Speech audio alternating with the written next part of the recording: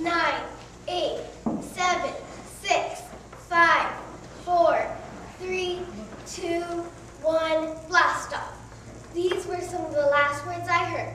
I was on the Challenger when it exploded after only being in the air 73 seconds. Although my life ended tragically, for a short time I was able to capture the interest of the nation, showing them that it is never too late or out of reach to leave your mark in history. But I'm getting ahead of myself. My story starts on September 2nd, 1948, my birthday, of course. I was born in Boston, Massachusetts.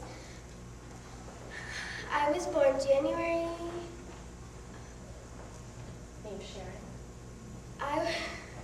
Can I start over? Yes. 10, 9, 8, 7, 6, 5, 4, 3, 2, 1, blast off. These were some of the last words I heard.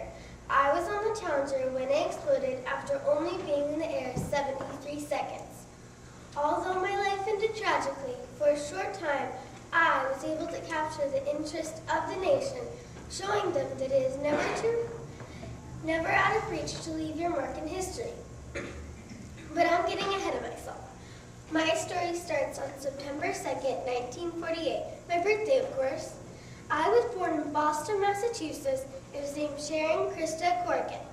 My parents just called me Krista. I was a great big sister to my 4 younger siblings. I was a teacher right from the start. I taught my sisters how to sew and knit. I had a pretty ordinary childhood. I was involved in basketball, Girl Scouts, and I even volunteered at church. I was a junior in high school when Alan Shepard went into space. The flight only lasted a minute and 22 seconds, but it got my attention. From that point on, I kept a close eye on the space program. During this time, I graduated with a degree in history. I also married my longtime love, Steve, and became Miss McCall. As a dedicated teacher, I taught history and civics.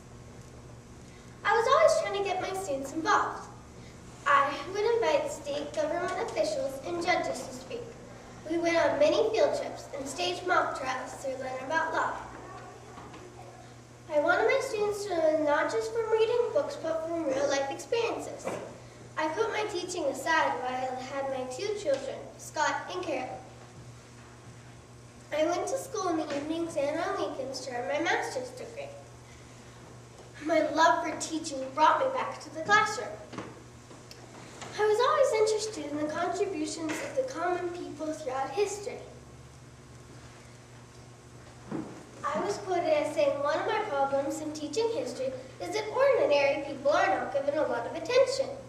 You learn about dates and presidents and generals and how many bodies there were in a war, but you don't find out what happened to the individual. I really want my students to know that they too could make a difference. My life was full and happy.